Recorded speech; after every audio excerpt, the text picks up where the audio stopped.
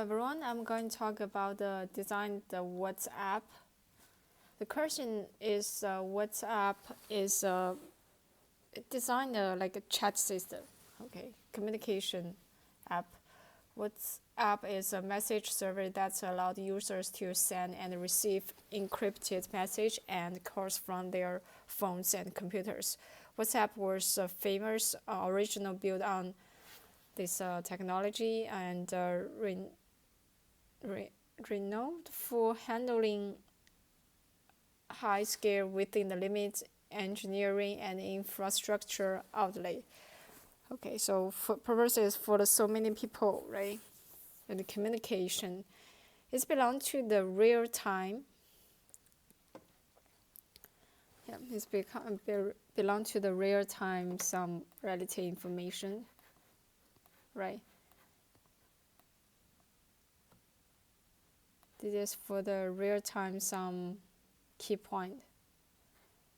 So real time pattern is like if latency sensitive. If yes, so we need to use like this one. If yes, then we need to choose the relative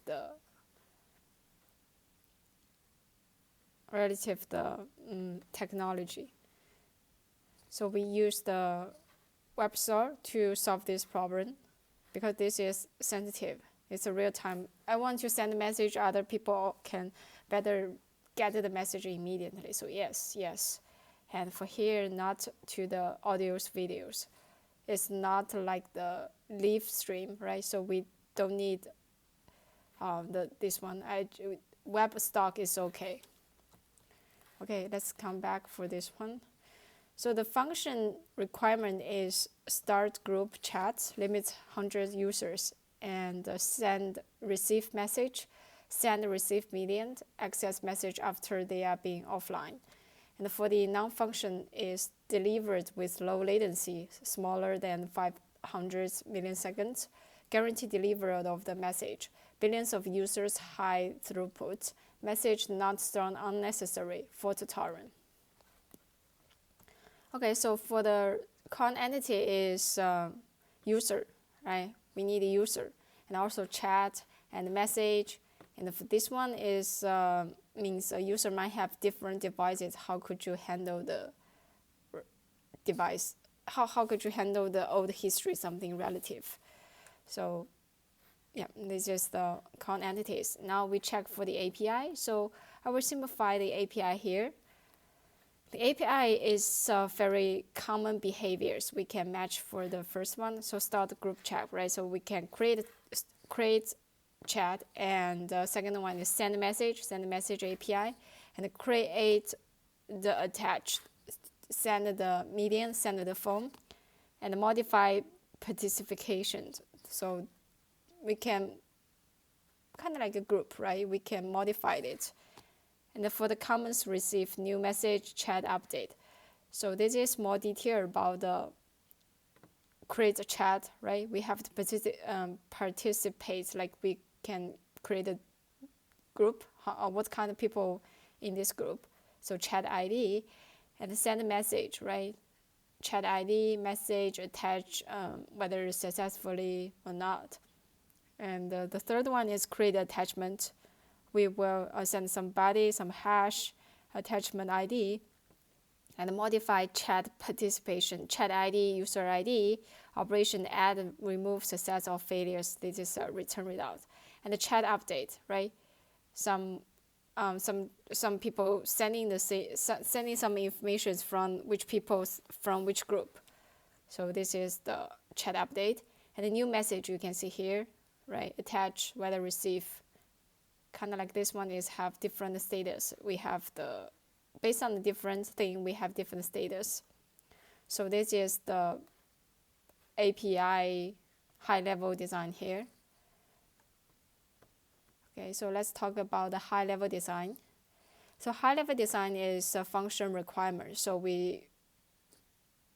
I will draft the draft one here, make sure the function requirement at least successfully. So the first we sending or receive message, start from the white one. So sending, right? The clients use the WebSocket to connect it to the whatever the chat service, and then we go to the database.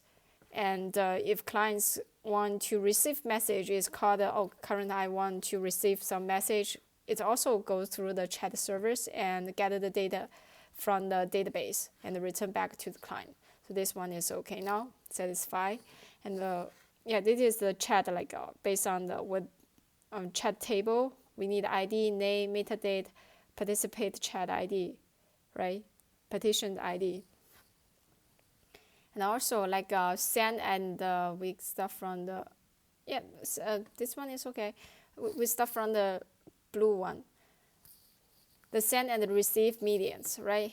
So when we send the very large phones or photos or medians, we will have create another AWS storage files to store inside.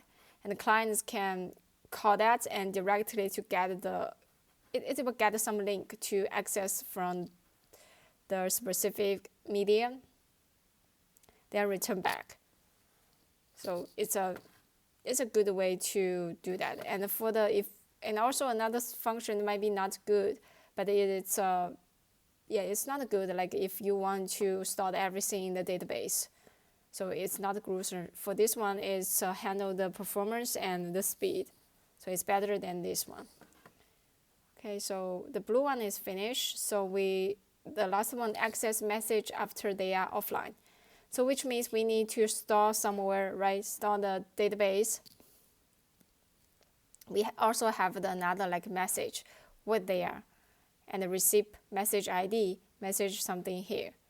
And when the other people, I talk with my friends, and my friend just offline, but I still can access the database to fetching some history chat, right? After I still online, so it's kind of but I have the what message ID now, what chat ID, I can fetching the information from the database. So this is the access message after they are being offline. Okay, so we start from the red one, start group chat limit 100 users. So we can use load balance to make sure the chat group have some limits. So if okay for here, then we call the chat service. If not okay, just return back. So we can set and do some configurations in this part. Yeah, thank you, and keep moving for the deep dives. Deep dives works on the non-functional. Right, so we deliver the low latency smaller than 500. This one, we can use the WebSocket also handle this one. It's to solve this one. We use this way to communicate to the service. So WebSocket can make sure satisfy this this criteria. Yeah. Now we check for the second one, guarantee the delivery of the message. So guarantee the delivery message, we can make sure we have the right message, right? We have we have the status to check to when the client is sending the message to the chat servers and to deliver another people. We can update the message, we have the status, timestamp to make sure the delivery of the message. And what is the next one is billions of users high throughput.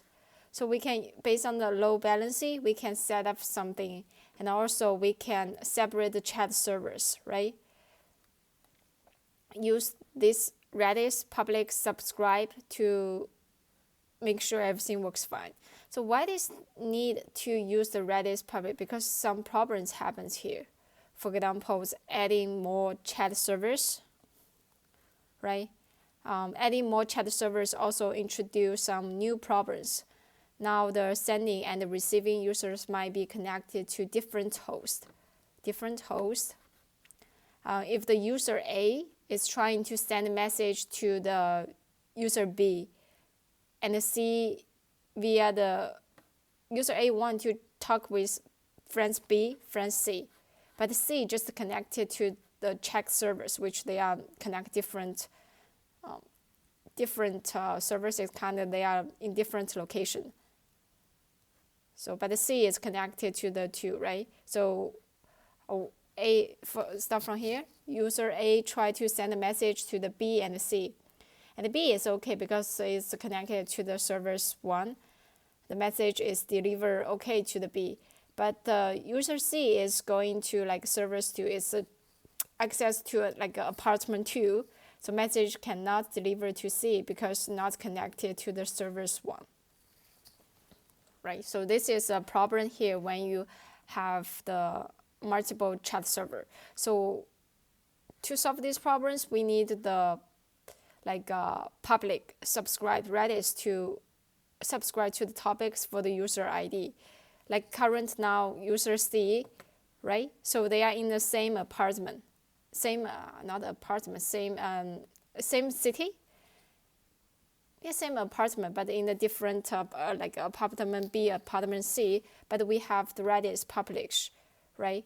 So the manager of the apartment, they were based on the A's, right? To subscribe, oh, I want to send it to the B and the C, and kind of like they were, and also C is also a friend of the A, so it's okay to get the information from the A and B. Then when the A want to publish some information, this Redis public subscribes where like they have publisher to send the message to the C, no matter which apartment he directly inside. So this is the useful here.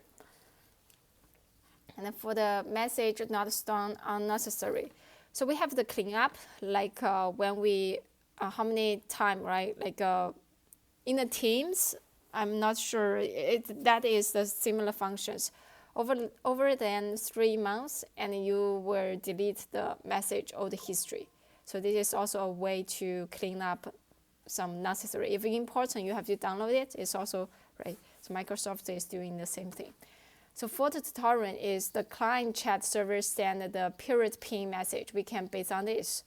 Every 10 to 30 seconds over the WebSocket, the client must respond with a timeout, like say 5 seconds. If the client does not respond, the servers close the connection, which means we lost the connection. We can close now. But we need to check before. Yeah, so this is the deep dives. Yeah, thank you.